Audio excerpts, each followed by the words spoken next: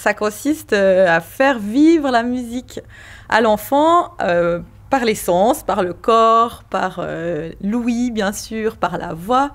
Vraiment transmettre la musique de façon vivante et expérimentale avant de la comprendre de façon intellectuelle. C'est tout à fait instinctif. On part vraiment, on immerge l'enfant dans la musique les 2 premières années sans faire intervenir la conscience, ou très peu. Et puis petit à petit, en grandissant, on lui fait revivre les mêmes choses en mettant des mots dessus et en faisant intervenir le cognitif. Alors, on a toujours, Edgar Willems a institué une leçon à 4 parties. Une partie où on travaille l'audition de façon toujours plus fine. Donc, ça peut être vraiment d'utiliser des objets du quotidien, des clochettes, des percussions. Et puis, l'idée, c'est de développer la reconnaissance des timbres, reconnaître si un son monte, si ça descend, si c'est grave, si c'est aigu. Donc, vraiment utiliser que le sensoriel de l'oreille. Il y a une partie de travail du rythme, ça s'appelle les frappés.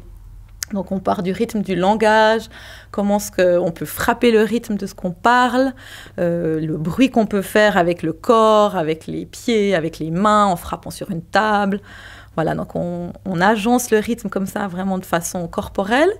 La 3e partie, c'est une partie de chanson où on développe la musicalité, le travail des intervalles, le développement de la voix, élargir petit à petit l'étendue vocale de l'enfant par la chanson.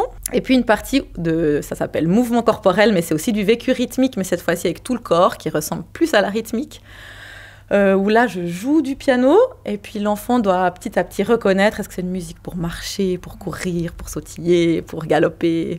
Et puis il le vit comme ça. Donc il vit avec son corps dans la motricité globale.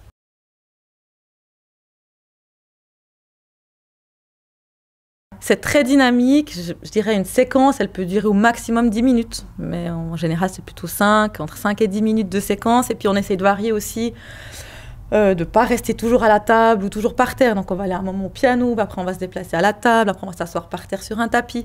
L'idée c'est qu'il y ait comme ça des endroits dans la pièce où visuellement on sent qu'on change d'activité, et l'enfant s'ennuie jamais en fait. Alors, traditionnellement, on commençait avec l'école primaire. Et puis maintenant, ça fait un bon nombre d'années qu'il y a plusieurs institutrices ou enseignantes, disons, d'initiation qui se sont mis à faire aussi du préscolaire. Je dirais 1 année avant l'école enfantine. Enfin, ce qu'on appelait enfantine avant, donc avant la 1P. Au maximum 8. Disons, une bonne dynamique entre 5 et 8, c'est super.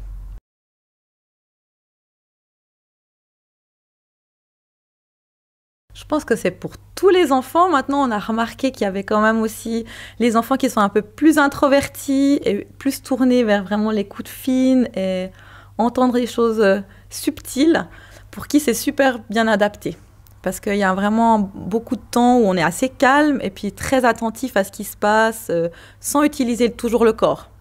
Par contre, un enfant qui aime beaucoup bouger et qui a besoin d'être tout le temps dans son corps et dans le mouvement, il va peut-être se sentir contraint.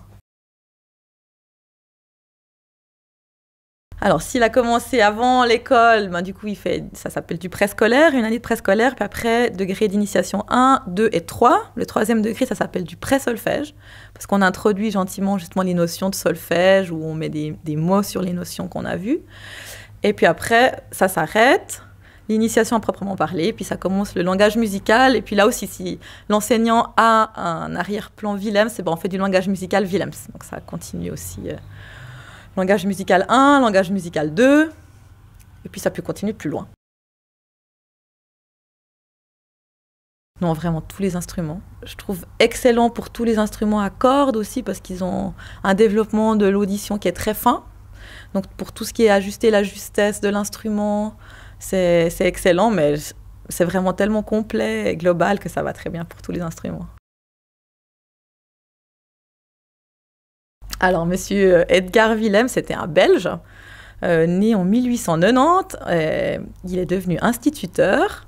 Et puis, c'est l'époque où étaient apparues toutes ces méthodes d'initiation, d'éducation beaucoup plus globale, Montessori, Freinet. Et puis, il s'est intéressé à ça et il a changé, après avoir été instituteur, il a changé de vie. Il est devenu, à 35 ans, il a décidé de devenir musicien. Et il est venu à Genève, il s'est formé pour être organiste, chef de chœur, il a fait plein de choses en musique. Et puis, il est devenu enseignant dans les classes professionnelles de solfège. Et en faisant ça, il s'est rendu compte que ces grands élèves qui avaient 20, 25 ans avaient des lacunes énormes sur le plan de l'audition. Ils n'entendaient pas si un son montait ou descendait. Il s'est dit, mais c'est pas possible, il y a quelque chose qu'on a raté dans l'éducation vraiment des très jeunes. Et c'est là qu'il s'est attelé à la tâche de chercher à comment faire pour, dès la toute petite enfance, donner des bases vraiment solides sur le plan de l'audition et du développement global des racines musicales. Et il s'est inspiré, entre autres, d'Émile Jacques Dalcroze, qu'il a vu enseigner à Genève, mais il a fait quelque chose qui était complémentaire.